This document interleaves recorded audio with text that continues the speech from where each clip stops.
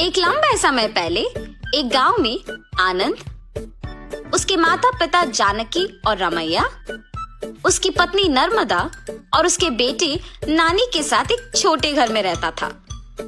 आनंद नौकरी करके आए हुए पैसों से अपना घर चलाता था। जानकी उसकी बहू नर्मदा से सारे काम करवाती थी और उसे हमेशा ताने मार मार के दुखी करती थी, मगर नर्मदा उसे कुछ ना कह के चुप बैठती थी।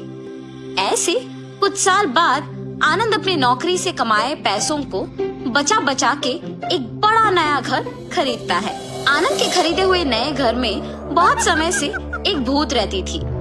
ये बात आनंद को नहीं पता था और इसीलिए वो घर खरीदता है और उसके आसपास खाली रहने के कारण दिखने में बहुत शांत सा माहौल था और जानकी में कोई बदलाव नहीं आया। नए घर में जाने के पहले ही दिन नर्मदा की गलती के बिना ही उसे ताने मारती है। दुखी होकर नर्मदा बिना कुछ खाए और सोए अपने कमरे में जाकर रोती रहती है।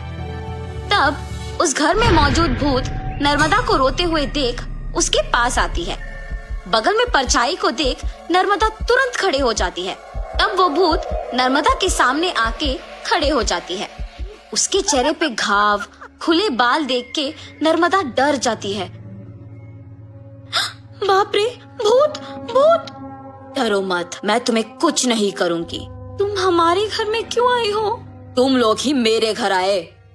ये तुम्हारा घर है? हाँ, ये मेरा घर है। इसी में मैं मर गई। मेरे मरने के बाद ही तुम लोग यहाँ आए। ऐसे कह के अचानक नर्मदा में घुस जाती है। हा हा हा, ऐसे हंसते हुए सो जाती है। सुबह उठ के जब जानकी देखती है कि सारा काम वैसे का वैसे ही रह गया, तब नर्मदा नर्मदा बहुत बार बुलाने के बावजूद जब वो नहीं आती है तो जानकी ही उसके पास जाती है। हाँ, तुम अब तक उठी नहीं? नर्मदा नर्मदा उठो!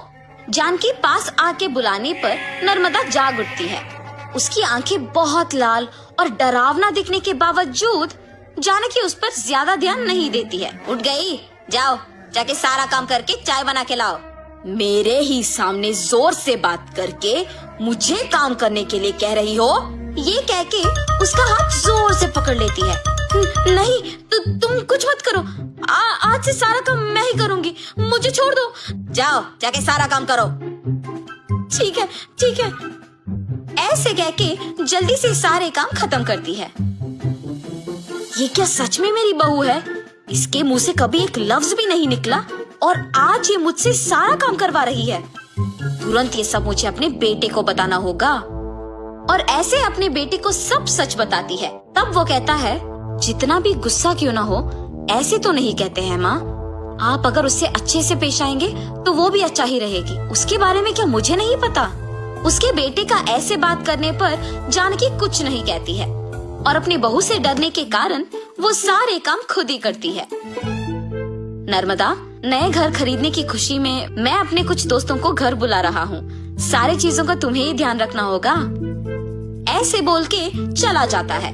नर्मदा कुछ बात किए बिना खड़े रहती है।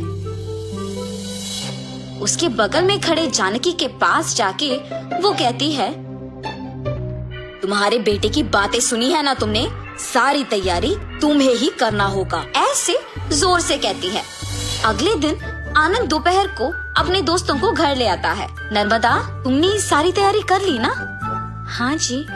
और ऐसे सबको खाना परोसती है और सभी हंसते हुए बातें करते रहते हैं। सभी व्यंजन स्वादिष्ट है भाभी जी। हाँ, मेरी पत्नी के हाथों में जादू है। आनंद, तुम्हारा घर भी बहुत खूबसूरत है यार। चारों ओर खाली और शांत है। इस घर को देखते ही पसंद आ गया मुझे, इसीलिए इसे बचाए हुए सारे पैसों से खरीदा हूँ। अब इस घर का मालिक मैं हूँ। ऐसे आनंद कहता है। ये सुनते ही नर्मदा तुरंत भूत बनके अजीब आवाजें बनाती है। उसका सिर नीचे झुका रहता है और अजीब आवाजें आने के कारण सभी उसी को देखते हैं। नर्मदा, क्या हुआ तुम्हें? नर्मदा अचानक अपना सिर ऊपर करती है और क्या इस घर का मालिक तुम हो? मैं हूँ इस घर की मालकिन। ऐसे उसे घूरने पर आनंद अचानक हवा में ऊपर उड़ने लगता है। नहीं, ये तुम्हारा ही घर है, मुझे छोड़ दो। ऐसे कहने पर आनंद को नीचे छोड़ देती है। ये सब देख के घर के सारे मेहमान भूत भूत कह के वहाँ से भाग जाते हैं। नर्मदा जैसे उसे कुछ पता नहीं है अपने कमरे में जाके सो जाती है। आनंद, कम से कम अब मेरी बातों का यकीन करोगे तुम?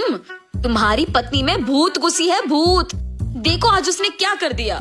हाँ माँ, अब हम क्या करें? एक मांत्रिक को बुलवाना ही पड़ेगा। हाँ ठीक है माँ, कल उसी के पास जाएंगे। और ऐसे जब सब बैठे हुए थे, नर्मदा आती है और सभी डर जाते हैं। तब उन्हें देख कहती है, क्यों सब मुझे देख के डर रहे हैं? क्या हुआ तुम सबको? कुछ नहीं। अब आप तो कुछ भी कर सकते हो ना। क्या करना है मुझे? मैं जो बोलूँगा तुम नहीं कर पाओगी। मैं नहीं कर पाऊंगी? पहले बोलो। अच्छा, क्या तुम इस बोतल के अंदर घुस के वापस बाहर आ सकती हो? इतना ही, और मैं ये नहीं कर पाऊंगी? देखो। ऐसे बिना कुछ सोचे समझे नर्मदा में घुसी आत्मा अचानक उस बोतल में घुस जाती है और तुरंत जानकी उस बोतल का ढक्कन बंद कर देती है।